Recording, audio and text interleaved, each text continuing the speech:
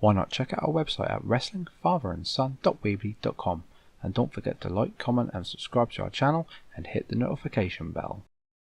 Hi everyone, welcome back to Wrestling Fun with Father and Son. I'm Father Matt and this is Son. Hi. And this is our AEW reactions. And like we say, we just finished watching AEW.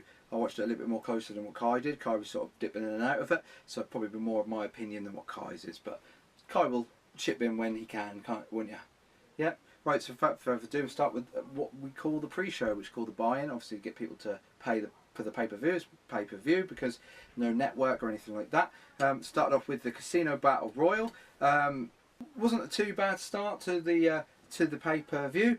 We had a few people, but some that we hadn't heard of, so I'll go through some that I have heard of. We had Shawn Spears, who was Ty Dillinger. We in the WWE, he had Billy Gunn, who was also in WWE. We had Jimmy Havoc, who's also from our country, UK. We had Brian Pillman Jr. His father was in the WWE and sadly passed away. We had Tommy Dreamer, he was in ECW and WWE. We had Hangman Adam Page, Luchasaurus, MJF, and Dustin Thomas.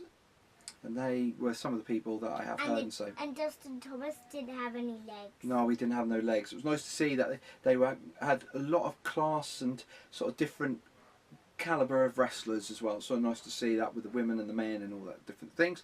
Hangman Page went and won that. Of course, whoever won the Casino Battle Royal would then get a title shot for the AEW World title at the next pay-per-view from the winner of Kenny Omega vs Jericho. It turned out to be Hangman Page. Hangman Page, I think, eliminated, I think it was the Luchasaurus. They thought he'd won, but then MJF, who was at the ringside, came in and tried and tip him out, and then Hangman Page tipped him out and he won the match. So it was a good start. Next, I'll probably butcher all these names during this video, but we'll try. This one was Kip Sabian versus Sammy Guevara. I think that's how you say it. Again, a nice little start of the match. Very good singles match to start off the pay-per-view and get people interested. I thought it was really good. Kip Sabian went and won that one. Like I say, I was very impressed with the pre-show. They had a lot of good wrestling on the show as well. Without further ado, let's go into the main show. The main show, Double or Nothing, started off with SCU versus the Strong Hearts. It was a very good 3-on-3. Obviously, WWE do a lot of 3-on-3s. This one was very good, very interesting. SCW went and won. They did a sort of Spike and Tombstone. Next, it was the women's match, which, to be fair, wasn't the best match on the card, I think, to be honest, but the card was fairly good overall. This was the only sort of weak link. We had Smiley Kylie Rae versus the Dr. Britt Baker, Nyla Rose, and then Brandy Rhodes come out to announce you wanted the match to be awesome, and then introduced Awesome Kong. Like I say, it was the weakest match of the card. Britt Baker went and won it. They did say in the commentary about an AEW Women's Championship belt, but I didn't see that, and they didn't say that she was now the Women's Champion, so we don't know what's happened there, but maybe going forward they will introduce that. Next, it was the first tag team match of the sort of AEW as it is. It was the Best Friends versus Angelico and Jack Evans. Again, this is a very good match. I was very impressed with Jack Evans and Angelico. They were very good. A lot of high-flying spots, and you know, the crowd overall were really into this pay-per-view, which was nice to see. The Best Friends went and won, so we'll see how their tag division actually plans out. Should be hopefully better than the WWE, but we'll see what happens with that. Next, this is the one where I'll probably butcher all the names, but I'll give it my best shot. This was a 3-on-3 women's match. This was better than the first women's match. This was Ryu Mitsuyama, Hikari Shikida versus Aja Kong, Yuka Sakazaki versus Emi Shikara. I think that's how you pronounce them right. Like I say, a very good match. Some really good spots in this. Obviously, all the competitors were Japanese. That's why I butchered all the names. And again, it was a nice 3-on-3. They've done really good 3-on-3s in this. And then we get to one of the main events of that pay-per-view. One of the talking points going into that pay-per-view.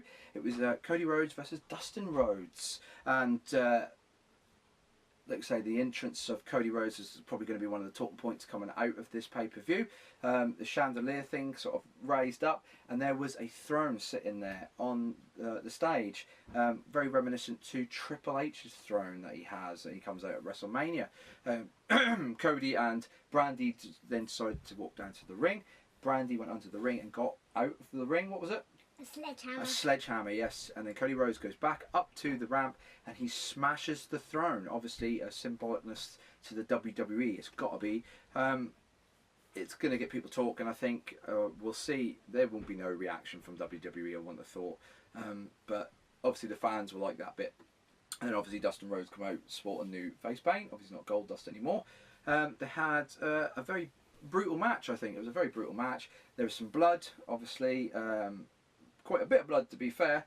Obviously not constrained to WWE. WWE are sort of PG, whereas AEW is more mature, so they can have a bit of blood and a little bit more of the hardcore element. There was a guest appearance from DDP. He obviously was WWE, and it was, like I say, I thought a very good match. To me, not match of the night, but like I say, a very brutal match, which Cody Rhodes went and won. Then at the end, he said about the next pay-per-view that he wanted basically Dustin to be in his corner when they face the Young Bucks. The next pay-per-view, obviously, as I said. And they're going to be a team. Yeah, they're going to be a tag team. So it's nice that they're going to keep Dustin there, and it's not a retirement match. He's going to keep going for a little while. Like I say, the standard's set there, and like I say, I'm very interested and very excited about the wrestling element of this. They did do a lot of wrestling on this show. Next, they shoe the AEW World Heavyweight Championship, or whatever they're calling it. I know that. It was presented first of all by Jack Whitehall, who's a comedian, British comedian. He then introduced Bret Hart, another surprise guest, Bret Hart. And then Hangman Page came down, didn't he? Because obviously he's going to face the winner of Omega and Jericho, because he won the Casino Battle Royal. That then brings out MJF. MJF and Hangman Page were the last two competitors, so they had sort of a backwards forward. Brought out Jungle Boy and Jimmy Havoc to see off MJF, and then they sort of shoe the title off, which is actually not too bad. It's better than the 24/7 belt, let's just say that. Again, it's very nice to see that they got like Bret Hart, somebody like that, to bring prestige to that title. That sounds very good way of doing it, I think. And like I say, they show that some people are not below AEW, which is nice to see. We can see some other people turning up in the future, which is nice. Next we had, which I perceived to be the match of the night, the AAA Tag Team Championships against the Young Bucks and the Lucha Brothers. Again, like I said, this match had everything. Tag team match was so good. This is what we should be getting. This is a wrestling program. This was pure wrestling. From a lot of high spots, like I say, a lot of wrestling. I come away very happy at that, to say that this is the match of the night. The Young Bucks won with a tombstone. They sort of did a flip. One of them did a flip off the ropes, while the other one did a tombstone, and that was the end of the match. Again, like I say, match of the night. And then we'll get to the big talking point, which is the talking point that everyone will be talking about today. Kenny Omega versus Jericho. Again, another match. This would have been match of the night if it weren't for that Young Bucks match. I would have put this as match of the night. Again, there was a nice little spot where Jericho had a table, and then Kenny Omega flips off the ropes onto the table, and Jericho actually smashes his arm, which I think he's probably a bit sore from that today, because he did actually catch his arm quite badly there. Again, they put everything into this match. Kenny Omega drew a little bit of blood from his nose, so we don't know if he's got a broken nose. He might have.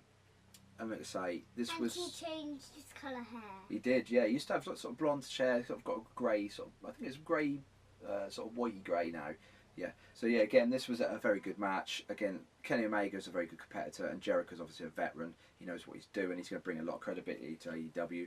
They've sort of shown that they're just not what I've heard a t-shirt company. They've actually shown that they actually can put on good wrestling, and I think they did a really good pay-per-view here. But in the end, it was Chris Jericho who got the win. So Chris Jericho will now face Hangman Page at the next pay-per-view for the AEW World Championship, and I can see probably Jericho winning that and becoming the first one. but it's the very end of the match that now is going to get people talking.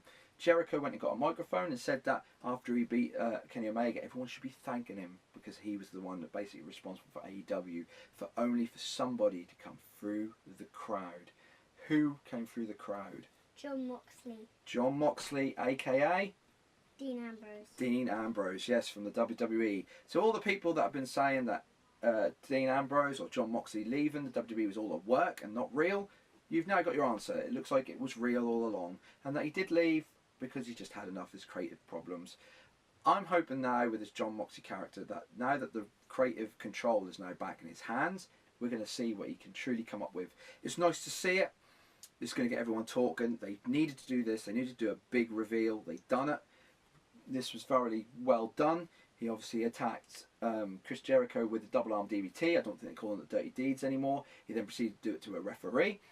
And then he tried to do it to Kenny Omega. They had a spill-out brawl. And that he went... done it to Jericho. Yeah, he did. I said that. He did it to Jericho, then the ref. Then he tried to do it to Kenny Omega. They had a brawl around the sort of to the stage where he ended up doing it on the stack of chips because obviously it's Double or Nothing in Vegas. A stack of gambling chips. Done it on that, and then he sort of put him on his shoulder and threw him off the stage and into sort of a little bit at the bottom of the stage. And that's how they ended it. They definitely needed to do this. They did it the right way. Very exciting as well to see that, yes, this guy is here. This might open up the door for some other bigger names now to come, so we'll see what happens going forward. So overall, I was very impressed with this pay-per-view. It was very good. They come out, they just ran 10,000 miles straight to the gate, and they've definitely done a very good job here with this first AEW pay-per-view, and I look forward to the next one. Like I say, it's definitely not WWE. It's more mature, it's more wrestling orientated. I think the WWE have now got competition. I think it's going to be very healthy now for the WWE and the wrestling environment. The WWE have now got to look at this really closely and hopefully up their game as well, so we get a nice little feud going between the two companies, and that will up the wrestling, and we'll get all this lovely entertainment from the wrestling business. This is very exciting to see. I'm really happy with it, and going forward, we'll see how they do. So yeah, that's like quick reactions. Like I say, more of my reactions than Kai because I was watching it more closely than what Kai was. And I think we'll leave it there.